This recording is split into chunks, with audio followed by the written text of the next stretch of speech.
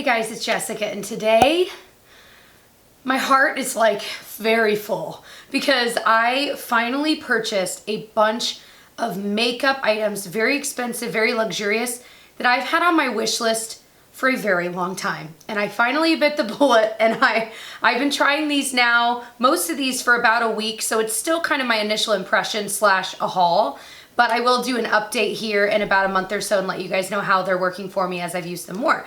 Now this video is sponsored by Shoptagr. I've worked with them before. This is an online tool that you can use to organize basically your lists when it comes to purchasing things. I use it for makeup and fashion items. So for me, I've got on there my wish list. And then I've got my old faves. So what I'll do is I'll add some of my favorite products that I know I repurchase over and over again. What I love about it is when you add the items to your different lists, you can check for them to alert you when it is back in stock, if it's out of stock, or you can have them alert you when there's any price change. So if it ever goes on sale, they'll send you a little alert and then you'll know and you think, well, maybe now is the time to buy it. So that's nice for my old favorites, but also for these wish list items because some were out of stock and I was waiting for them. And so once everything that I wanted was in stock at the same time, I was like, okay, we're doing this, we're buying it. And so I feel like for me, I'm not gonna go back. I bought these from Beautylish, and it was my very first time ordering from them, and so I didn't want to order a bunch of separate times. I really wanted to wait till everything was in stock.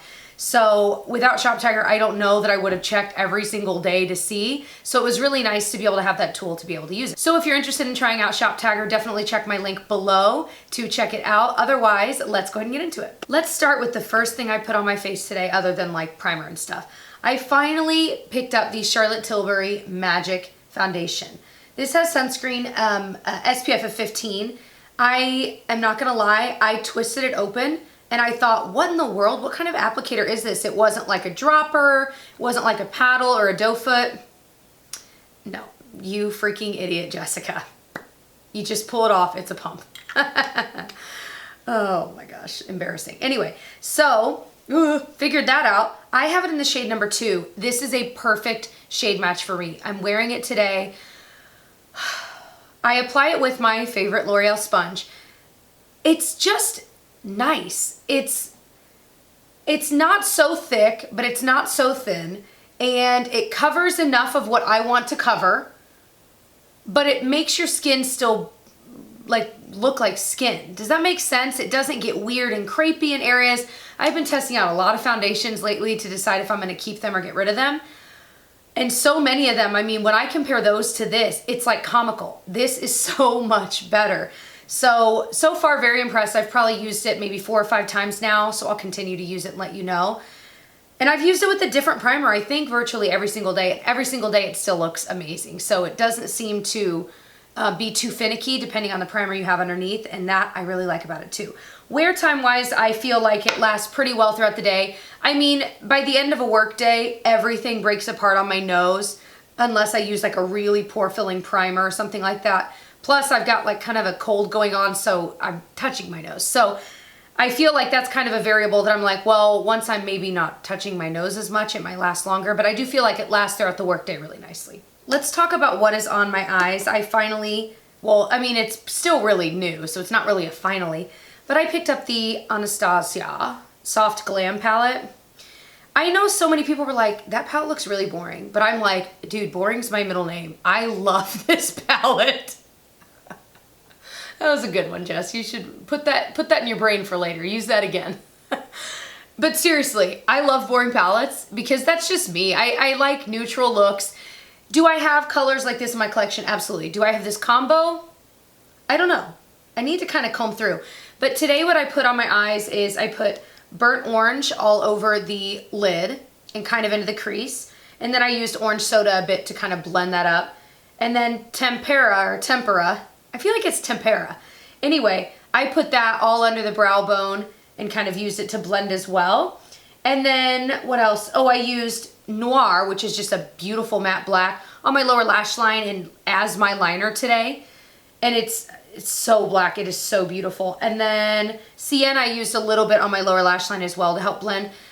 And then actually the shimmer you see is the MAC Pigment in Tan. So I didn't use the shimmer, not really for any reason other than I just wanted to use my MAC pigment today. You know what I mean? But these shimmers are really, really pretty. The only shade that, well, there's like 2 shades that are kind of glittery shimmer, and that would be Sultry and Bronze. They still work fine, but you definitely, I mean, it's the classic kind of a shadow where you definitely want to use either MAC Fix Plus when you apply it or a really sticky primer, something to kind of ensure that there's not as much fallout, because there definitely will be. But absolutely stunning, stunning palette. I've used different shades every single day that I've used this, and it's been about a week, and I've used it, I think, every single day, just about. So I'm really, really enjoying it. I think, of course, their packaging is so cool. It gets dirty so easily, which stinks, but it's so, I just love it. Oh my gosh. I have to say this. I like this better than the Modern Renaissance. The Modern Renaissance is gorgeous and I absolutely adore it. However, the shades aren't as wearable for me. So I only pull that palette out when I'm like, oh, I'm gonna do like a red, pink kind of a look. This is something I can use every single day. So if you've been waiting and you look at their palettes and you think, I don't know, like I feel like it's not really up my alley, I probably won't wear them, and you see this one, you think, well, maybe, you probably will use this more often. I'm drinking some tea, and you guys gotta let me know, you know when you drink tea or anything, and slowly but surely you start to get like that mustache of lipstick or lip gloss? You guys are gonna have to let me know if we get there so I can clean it up. Another product that I'm wearing today is this Tom Ford Bronzing Powder in Terra. I'd heard so many people talk about this. Okay, I'm wearing it today. I think it looks really nice. However, this took a lot of effort to get it to look like this. It was weird. It was like splotchy. And I guess now that I'm saying that, at least today when I noticed it was splotchy, I felt like I don't think I had powdered all of my skin underneath it. So maybe that was a part of it. But I felt like I couldn't blend it. And then the other few days I've used this, I used a different brush, one that wasn't as dense. And I felt like I couldn't get enough on. It was really weird. And that's like never a problem for me because I do have semi-fair skin.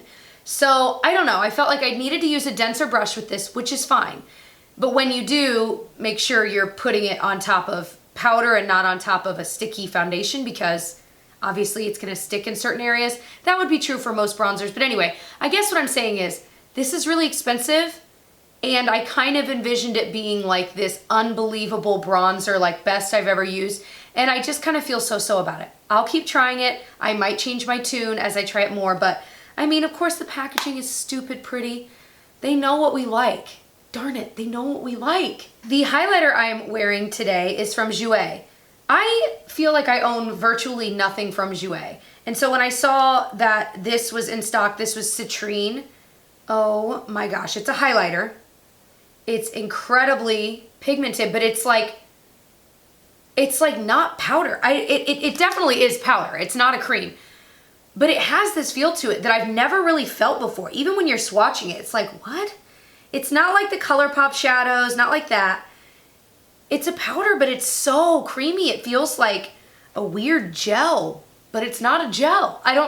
Anyway, so I put it on and I feel like okay, let me be very clear. When I put this makeup look on and then I took a nap and then I got up to film. So I've napped and I didn't reapply really anything other than my lip product. And I feel like, I mean, it's so pretty. It's so flattering. And I was a little nervous when I saw this online. I thought it'd be a little too dark for my skin tone, but no, I feel like it looks so, so, so nice. So that was a good one. Good, good, good. Probably the best item, oh, that's hard to say, but maybe the best item I bought. Although the palette is really close, the highlighter is close, and the foundation is really close. This is also from Charlotte Tilbury. Again, this is new territory for me. I only own a couple Charlotte Tilbury things, and anyway. This is their Airbrush Flawless Finish Skin Perfecting Micro Powder. I have it in the shade number 1, Fair. I had heard you guys recommend this because I said I need a better under eye powder. I feel like I've tried a lot of drugstore ones and I really like some of them, but I've never found that one that is like the best thing in the entire universe. This now is. The first time I used it, I thought, no freaking way is this good. So I thought, oh, certainly it'll look weird throughout the day. No, looked the same all day long. And here's why this is amazing to me and what I've been looking for. It doesn't settle into your fine lines and look crepey. That is the number one problem. The second you put powder on your under eye to set like, you know, so that your concealer doesn't crease. Well, sure, many of them will make sure that it doesn't crease, but then it's emphasizing all your dryness and texture, and it's still emphasizing your fine lines. This, I feel like, does that the least. Can I still see my fine lines a bit? Yes. Yes. But it shows them so much less than any other powder I've tried. Loose powders, powders like pressed powders, none of them compare to this. None of them. And it brightens, but it's not so bright that it looks fake. Like I said, I'm wearing it today. I've even dipped my, it's so silky and finely milled that I can lightly touch my wet sponge in there and even use it, like I'll just press my sponge here and cleaned up this area. I did the same thing and put it on my nose and it cleaned that up. Like, this is something that it literally makes me want to get rid of every single other powder I have for that purpose, and I'm not joking. I'm in a decluttering mood and I'm literally thinking like, maybe I just get rid of all of them and keep this because it's so much better. Why even mess around with it? This is like my quest and I finally found the best one. So I know it's expensive. I know I'm like raving, but this is unfreaking believable. Unbelievable. And it is very rare for me to say something is that unbelievable after only a week of trying it. It just is. I get the hype. I get it. Another powder, and this is actually one I've not tried. I haven't even opened it yet because I tried this and said, forget everything else. I only want to use this. This is the RCMA No Color Powder. I was frankly just tired of hearing about it. I wanted to buy it for myself. It's not an expensive product, especially considering how much you get. But they do sell it on Beautylish. And so I was like, I feel like I should just own it. I don't know how much I'm going to use it. I'm certainly going to try it. And like I said, when I do my update, I will certainly update you on this and we'll have tried it a lot. But it's one of those that I think supposedly there's no flashback, there's no perfume, no filler. Like it's absolutely like perfect for that kind of flawless finish, but there's no flashback, you know? I'm a little nervous because of my dry skin. I don't love using most loose powders because I feel like it kind of emphasizes that, and I'd rather look a little dewy and glowy than I would mattified. So gonna try it, let you know, but yeah. I thought that for the longest time, I figured RCMA would be expensive because so many people talked about it, and I don't know. And then I looked it up, I'm like, oh, actually that's not bad at all. The next product I've bought is again from Charlotte Tilbury. It's one of those quads. Anyone else seen those videos? They kill me. They kill me. Because it'll be this unbelievably gorgeous model and her eye makeup is like perfectly glittery, shimmery. I mean, it's just so like, so gorgeous. And they'll have, I don't know who it is, maybe it's Charlotte herself or maybe it's, I don't know. But they'll have someone with, you know, like, let's say the palette, and they'll be dipping into the gold and like putting it on, or maybe I think it's a finger. They put their finger on and they like swipe it across, but you can tell they're not actually applying it because it's already applied. But it is the most mesmerizing thing to watch regardless. If you've seen the video, please let me know down below that I'm not crazy, because when I see that come up like in my Facebook feed or anything, I'm like, and I just like watch it 10 times because it's only like 5 seconds long. Anyway, that is why I freaking bought this palette. That is exactly why. So this is in the Vintage Vamp.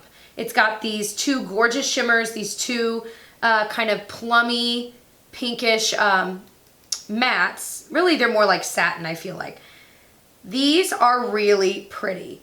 The gold one does have a little bit of actual glitter in it, and I feel like it's not as pigmented as you would think. You know what I'm saying?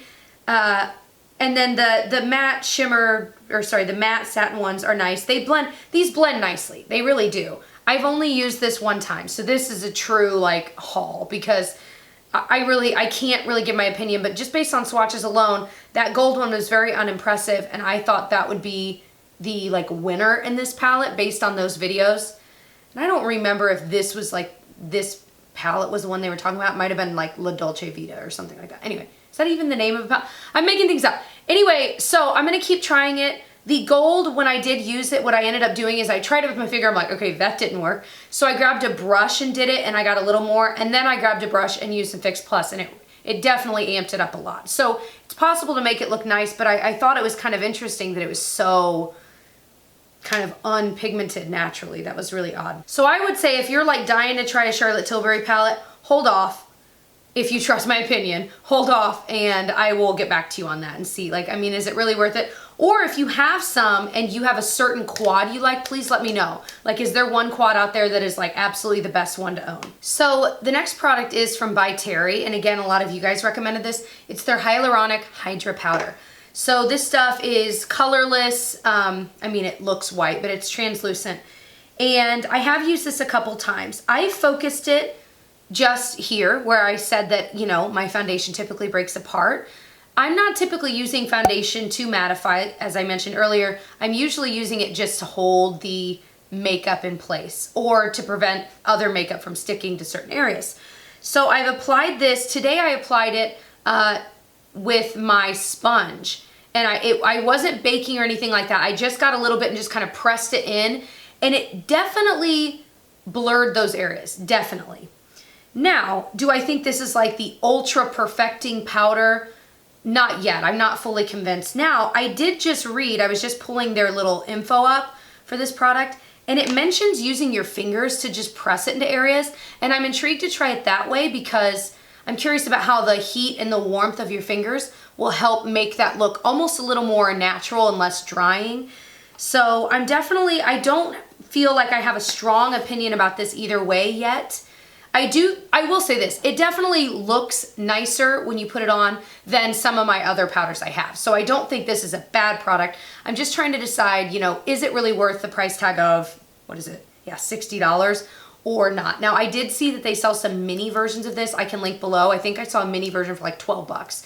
So if that's actually still available, I will link it below as well if you're just curious. But as a dry skin gal, I was intrigued by this idea of a Hydra powder. So again, I don't feel like it was overly mattifying, but it definitely did mattify. I mean, there's no doubt about that. But I think the claims in it are more focused on the filling the pores kind of a thing. And hyaluronic acid, I'm not sure how they got that stuff into this powder, but I do know that hyaluronic acid and my skin are like BFFs. They get along very well. So I'll keep trying it. So those are all of the wish list items that I've recently picked up, kind of more luxurious haul.